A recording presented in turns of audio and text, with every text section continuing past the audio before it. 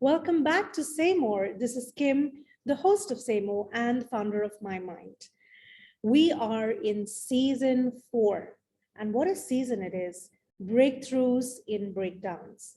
It gives me complete pleasure. You all know by now that I send out a questionnaire. And when I was reading this one, I was hooked. And you'll know exactly why. So join me in introducing our guest for today, David Golding. David is British sober and recovery coach. He is the founder of Sober Lifestyle Coaching here in the UAE.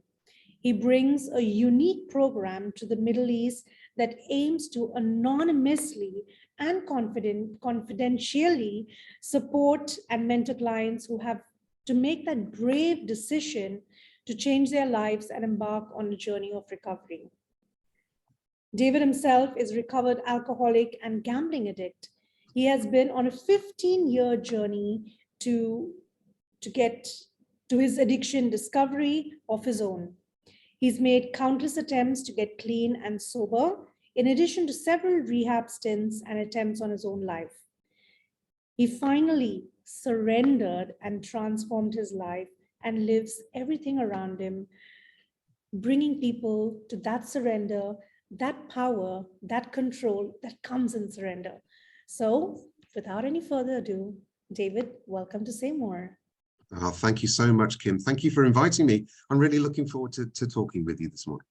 Well, it's a pleasure. And thank you for sharing your story. It's not every day that someone is so confident to share their breakdowns that led to breakthroughs, because breakdowns are not easy. I mean, very often when you go back to a breakdown, it has the emotional, turmoil attached to that. Oh my God, I've got to go through all of that. And just being able to do it simply means you've healed from it, right? I think that the part of recovery in me that wants to talk about this is really the bit that's healing. I like to say that we only heal what we reveal, because secrets keep us sick. And if we keep secrets, we eventually learn that talking about things with somebody that we trust and sharing those things. I remember when I was a boy, my mother used to say to me, a problem shared is a problem halved. And I didn't know what she meant, but I think I get it now. I understand what she meant. Wow, I like that. Secrets keep us sick. That's a very interesting statement. So take us on your journey, David. What was that defining breakdown where you were like, oh my God, this is it. And this is my chance this is the only way forward is going up. Absolutely.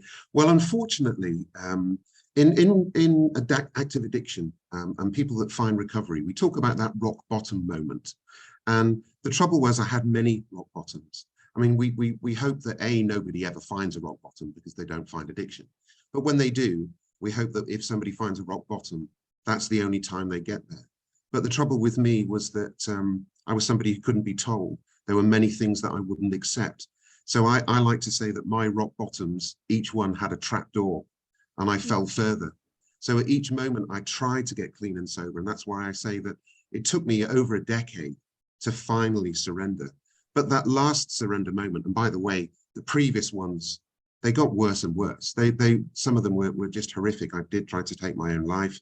I caused a lot of pain and misery for my wife and children. But there was actually the very last time. And for me, the moment was one of disgust. I was disgusted with myself. And actually, if you can just allow me to briefly tell the story, and I share this because I need to tell this story to remind me, I'm a recovered addict, but if I forget, I'm in trouble. So the story is that my wife and I'd gone through 5 years of active addiction again. I tried to get sober and clean in 2014. And so for the next 5 years, I'd relapsed and it was horrific.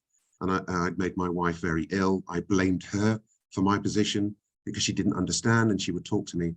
We ended up having a huge argument and it was my fault, entirely my fault. And I left her. She didn't kick me out. I left thinking that this is a great idea. I can't stand it anymore. I ended up in a house on my own that was empty of furniture. And I remember thinking, gosh, how far I've fallen. Here I am in this empty home. and I couldn't stand to be on my own. I absolutely couldn't stand to be alone. So I called my two sons, who at the time were 19 and 22, and said to my sons, guys, I want you to come around on Saturday nights because I don't want to be on my own. They turned up. All I had in the house was alcohol.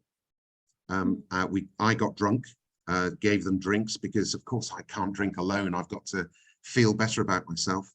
And then I came up with a really good idea when I was drunk, and I bought some cocaine, and I bought 10 grams of cocaine. It was delivered to the house, and I made my sons take cocaine with me. I put some cocaine in the kitchen. I made them take cocaine, and I mean, I made them. They didn't want to. And I said, this will make you a man. And they took a little bit because I forced them. They left because I think that they were so ashamed with me. And the moment that they left, I was so ashamed. And genuinely, that was that moment of disgust. And at 4 o'clock in the morning, I decided that they were better off without me as a father. And this is the terrible thing about suicide ideation, that when you're so ill, you can convince yourself that the world's better off without you. And I went into the garden with a rope, and there was a tree, and I stood there and looked at the rope hanging from the tree, and a voice came to me and said, don't do this. You need help. Go to rehab, which is the rehab that I've been to twice before. And I went in there, and that was my rock bottom. That was my moment of surrender. And in recovery circles, we call it the gift of desperation. I was so desperate that I was then ready to ask for help and drop my hands. And when we drop our hands on our head, that's the act of humility to say, I'm done. I need help. Oh my God, the gift of desperation. That is, I don't have the words to describe how deep those words really mean, right? I think, like you very correctly said, that desperation moment, it just pushes you to saying surrender.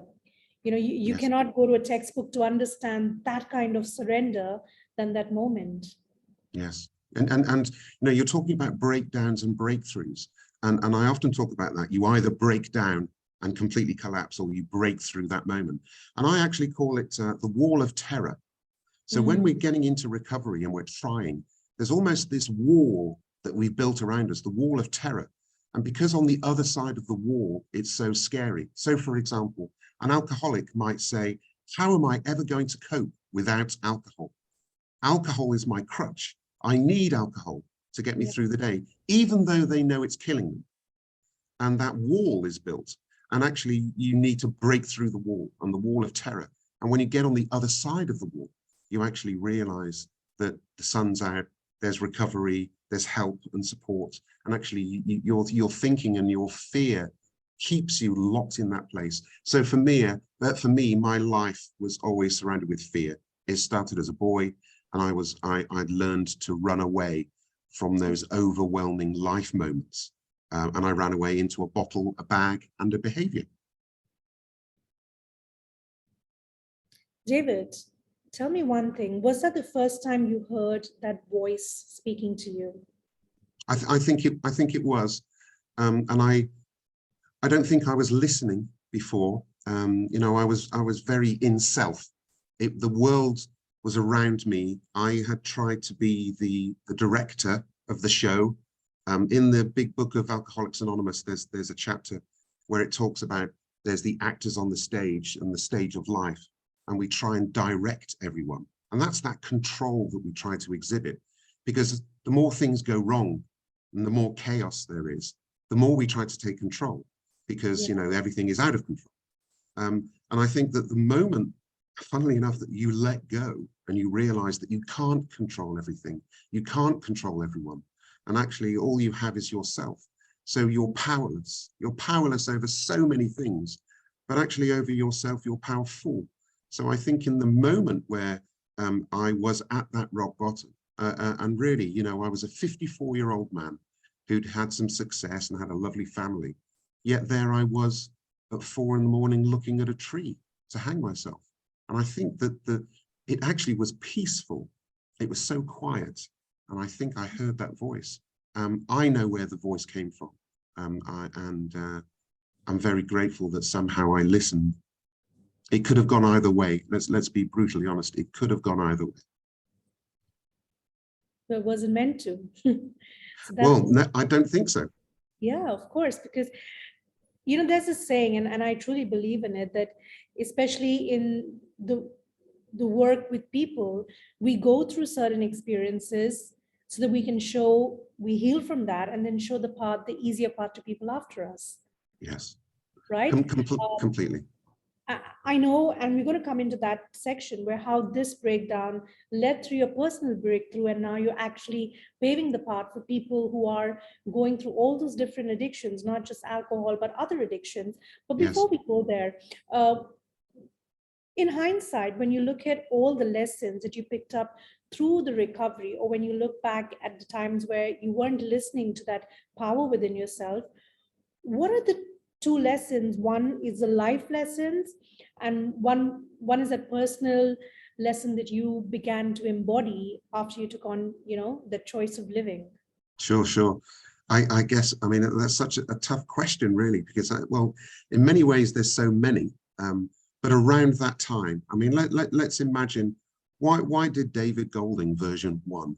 Why was it at that moment that he reached out for help? And I think that was the life lesson, which was that finally I found some courage, actually, that little moment of courage to ask for some help. So that was the personal lesson, which is that I needed help. I mean, I think then that's probably the same life lesson. Forgive me for cheating and using the same answer twice.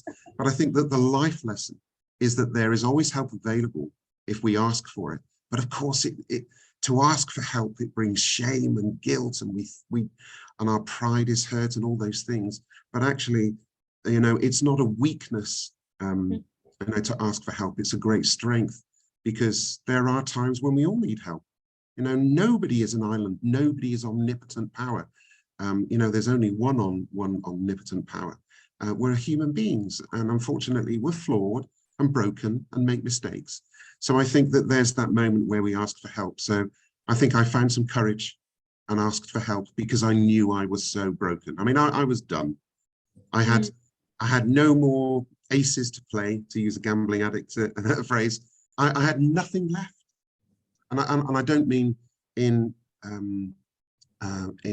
physical things. I don't mean money or anything. I meant emotionally. I was emotionally bankrupt, and I didn't know where to turn. I didn't know what to do. And I think that's because of the previous decade. I tried so many times and failed and tried and failed. But actually what was going on there was that I was never surrendering. I was still trying to exhibit control and cherry picking recovery, and saying, well, I'm willing to do that, but I'm not willing to do this. And it's not going to work. You have to do it all. I love that, cherry picking recovery, because that's the control, which is actually, the compensation of fear. We control when we're so fearful. Yes. Do you think that there is something with, what you saw growing up, or conditioning, or a cultural influence of not surrendering, of being a man and, having to fix it on your own, or having to be the director of everything in your life's life, in your life's very good question. I mean, and I know it's being talked a lot now, isn't it, about the culture and of men and women and what it is to be a man. And I can only talk from my personal experience. And of course, my experience is idiosyncratic to me. I grew up in a home with an alcoholic father. I didn't know he was an alcoholic, actually. I didn't know until he died in the year 2000. And at the funeral, my sister said, well, he was an alcoholic. And I'd not seen that. And that was because I was so very scared of him. He was an extremely angry and violent man, had a temper. I was very wary, and I would always stay out of his way. So I grew up in a home full of fear and shouting and anger and violence. And I think that I learned to run away. And that was exactly what I learned to do. So as a teenager, my grandmother's house was nearby. And I loved my grandmother because she was a stable, kind influence. She was called Nanny Clark, and she was a beautiful lady. But actually, I used to run away and sleep in her garage. And I would break into the garage, and I would put down lots of cardboard boxes, and I would sleep in the garage, sometimes for days at a time. And I think my parents knew where I was, because I'm sure my gran would have said. So they sort of knew I was safe, but they didn't come and look for me. And I remember feeling very lonely about that.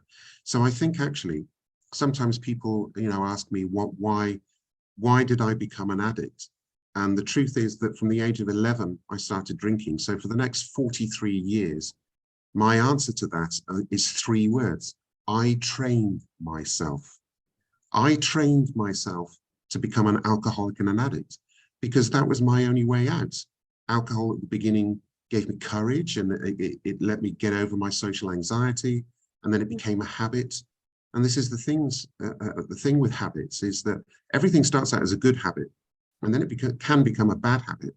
And then if it's a really bad habit that you've trained yourself for 40 years, it And becomes that's an the addiction. interesting part there, David, because you didn't know your father was an alcoholic, No, but subconsciously his behavior or his coping skills was already creating impression on you.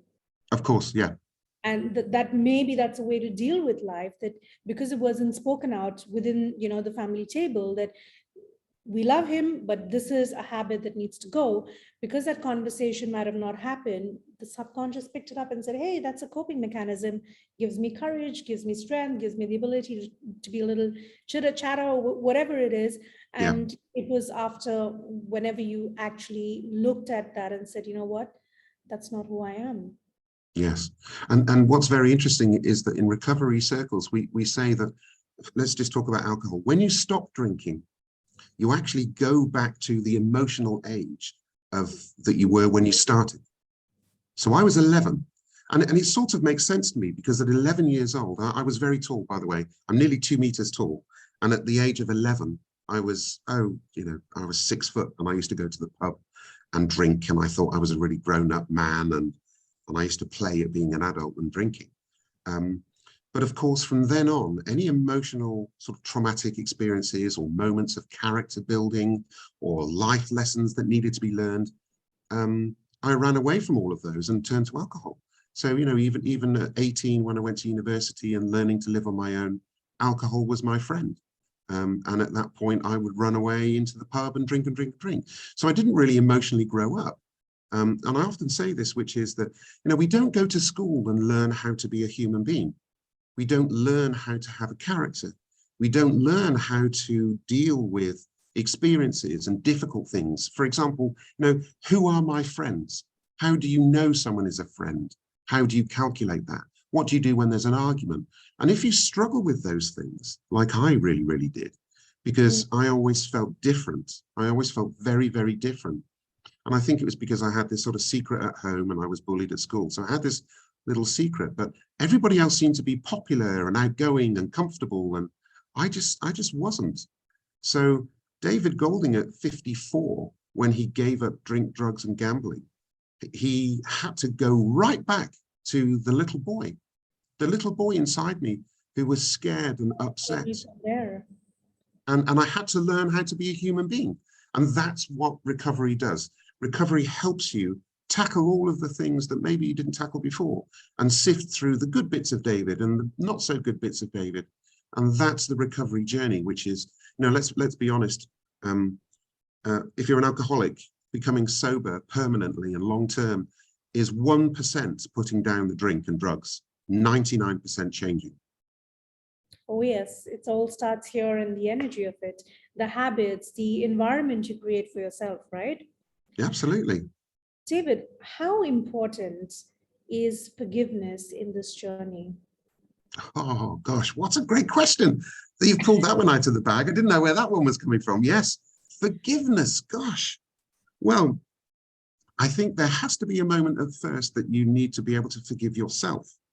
It's a really important point. So, for example, when I'm a 12-step advocate, so if you've heard of the 12 steps of AA, all of the anonymous groups worldwide use the 12 steps. So I think globally there's about 76 different anonymous groups, from drugs and gambling to behaviors to eating disorders anonymous and overthinkers anonymous. They all use the 12 steps. And step 1 is coming to terms with that you are powerless over your addiction and your life would become manageable. Okay, so you understand who you'd become, how would you behave? And it's rammed home into us. And the work that I do with clients is to really look at where have you ended up? How do you behave? Let's look at some of the chaos that you've created. And this is about honesty and truth. let's look at where you've really ended up. And I'm sure that nobody really wants to end up where they are. Nobody wants to be an addict. It's not a choice. And I think that when we go through documenting, and that's what we do, documenting in our step one, some of the more horrendous moments, in there will be huge moments of shame and guilt and all of those things. And we need to find a way to forgive ourselves for those. So for example, when we talk about shame and guilt, so let me just briefly talk about that. So guilt is a phrase that says, I have done a bad thing, for example. Shame is, I am a bad person. And that's the huge crushing thing with shame. So we have to do some work to change our mindset with that and find a way to forgive ourselves for what we did. And I don't mean forgiveness as in forgetting. It's not forgive and forget, because I need to remember what I did, and I need to remember who I was, because I don't want to be that man anymore. And it isn't a stick that we use to beat ourselves up with. So we have to learn to forgive ourselves. But then I did other work, and I needed to forgive my father for how he behaved, because I needed to get some understanding. And actually the truth was that the moment of that was when I was in a rehab one year, and one of the therapists, I was talking about my father, he died. I was very angry at him, very resentful. And she asked me to write a letter to him because I couldn't speak to him. And then she said, just such an insightful question. So there I am in a therapy group with 10 other people. And she said to me, David, what would you say to your father if he was sat next to you now? Because you said he was an alcoholic. So if he was in here, what would you say? Because he would be struggling with the same things that you're struggling with. And suddenly things melted away. And I realized that he was struggling too. He just didn't find recovery.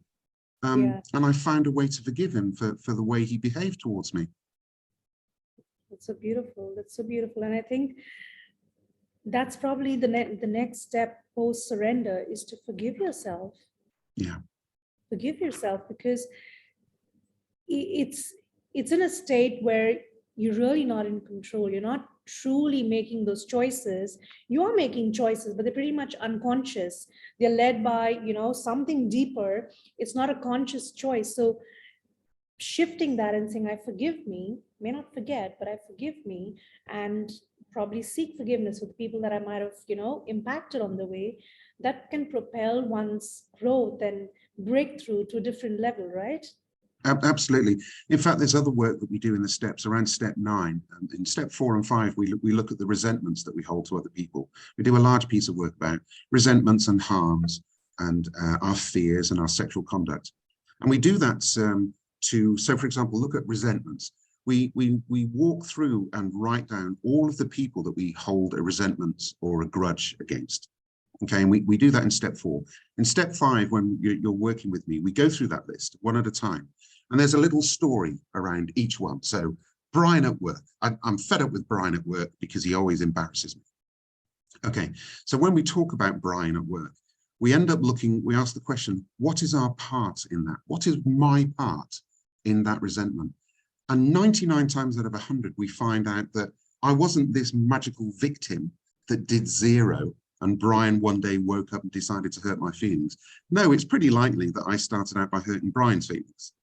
So we look at our part in it. So we look at all of our resentments, and that then begins to help us see some of the patterns of behavior, Kim, some of the things that we do repeatedly. And actually, those are some of the things that we need to change. And then when we get to step 9, we actually go and make an amends to these people that we've harmed. And that's, it's more than an apology. It's not going up and saying, listen, I'm really sorry, but I was an addict. It was an excuse. No, we go deeper than that. And we call it clearing the wreckage of the past, so that all of that is left behind us. Now, not everyone will want to see me. Not everyone did. I'd really hurt some people. And most people were welcoming and forgiving and said, gosh, David, I didn't know that you were an addict, and I didn't know that you were struggling. A couple of people, no, I've ruined those relations permanently. However, I have tried to make an amends. I've tried to, as we say, I've tried to keep my side of the street clean. That is so powerful. And I appreciate you saying that it's not just, oh, I'm sorry, I was an alcoholic, and rush it off. But the effort in having those conversations or making it such an honest apology is such deep work. It's such deep healing. Like you said, you're not just clearing the records, but energetically, you're even cleansing that karma, right? Of So course. that's wonderful. David, And now the, take us oh, to, go sorry, ahead. forgive me. I was going to say that what I've learned is thank you and sorry are not words, they're actions. So Hmm. saying sorry to somebody, that doesn't cut the mustard. I said sorry 1,000 times to my wife. No, sorry's an action. That is such a brilliant point, such a brilliant point. Beautiful. David, take us through the breakthrough from that backstory to David of today, David helping so many people in the UAE with not just alcoholism, but the spending patterns, eating patterns, all different things that fall under addiction. Tell us a little bit more about your work. Oh, bless you. Well, let's go back to 2019. So it's just over 3 years ago when I had that rock bottom moment when I'm in the garden looking at the tree. Well, look, I'd said that I'd been to rehab before. The rehab that I went to was called the Priory Clinic in Altrincham, just south of Manchester in the UK. And actually, I used to joke that they built the Priory at the end of my street for a reason, because I went back there 3 times in 2009, 2014, and 2019. So quite literally, it had taken me 10 years. Now, I was lucky with that gift of desperation. That first of all, I'd proven to myself over the previous 10 years, I couldn't do it on my own. I'd proven to myself that I couldn't cherry pick recovery. And what happened was that when I went back in 2019, I sat in there. I mean, firstly, by the way, they said, come on in, David. What they didn't say was get lost, you're a loser. No, they said, come in and we can still help you. So that was the first amazing point. But there were people there that I knew from years ago who were clean and sober. There was one gentleman called Stuart who was 5-6 years clean and sober. I'd known him because I was in there before with him. Now our paths had separated. He got sober and I hadn't. He was there supporting the group. So actually what I decided to do, and it was a very easy decision, was this time I will do everything that they tell me. I won't cherry pick. So for example, part of recovery includes meditation. And previously I rejected that. And I said, I'm not doing meditation. That's for weirdos who sit under a crystal. I'm not going to do that. And I didn't understand it. But actually I thought, well, it's part of the program. I'm going to do it. And gosh, if it isn't fantastic. And it taught me so many things. And it taught me how to clear my mind and deal with overthinking and anxiety. So actually what I did was to do everything that I was told.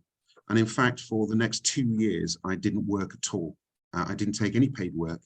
I went to as many meetings, I did as much training, I did as much reading, I volunteered, I went to an Alcoholics Anonymous, Cocaine Anonymous, Narcotics Anonymous, Gamblers Anonymous. I went to a meeting every single day. Then I was asked to be a volunteer back at the Priory. And I dedicated myself to that. In May 21, they asked me to come and work in the rehab. So work on the addiction treatment program. So I was completely immersed in it. And I knew that that was because this was my savior. I was trying to create David Golding version 2 because I knew David Golding version 1 did not work. He was broken. He couldn't cope with life. His attitudes were wrong. The way he thought was not right. We call it stinking thinking. And there was so much about me that I needed to change. And then after 2-3 years, I started working with private clients and I felt that I'd had a lot to give because when I've looked back at my life's journey, I could do one of two things. Either that was a waste of time, or I choose to make it something useful. And I chose the latter. And because I'd been coming to the UAE for 20 years, I decided that actually I felt that I could come here and make a big difference here. Not because Dubai or the UAE's got a bigger problem, not at all, because I think where there's human beings, there will be addiction. I just felt that I could come here and talk openly about my story. And if anyone's asked me before, I've said, I've come to the UAE not to make waves, I've come to hold hands. And that's what I like to do. I want to talk about it on the radio and podcasts. And that's why I'm so grateful that you're enabling me to speak about my story, because the breaking down the stigma, I'm not ashamed of the fact that I was an addict and an alcoholic and a gambling addict. That was part of my life's journey, but you can overcome. There is hope. You can ask for help and people do recover. And it's a wonderful thing to see people recovering. And for me, that's been the greatest joy in my life, to see people who were at one point very ill and recover and have fantastic lives, heal relationships, and go on to do wonderful things. But sometimes it doesn't work. Sometimes people die. And that's very sad. But this is life. And if I can help, I will try. I only now love the idea of progress. All I want to do today is to make some progress. This ideal of perfection, I've let go of that. All I need to do today is to make a little bit of progress. That's all. Oh, wonderful. Wonderful. David, there's so much of rawness, so much of authenticity in that your story brings to the persona. So thank you so much for being authentically you. You know, Oh, bless you. it's very often we don't see that because we're all trying to portray a persona of what your Yes. brand is. And at this time when there's a lot of that, and then there's you just showing you that this is me, past, present, where I like to share. And Mm-hmm. that's it. You connect and you're there. You know, this month, we do a monthly meditation. And it's so interesting that every conversation I have is kind of aligning to that. The theme of this month's full moon meditation is you are not alone. The Mm. universe sends you the people. And Yes.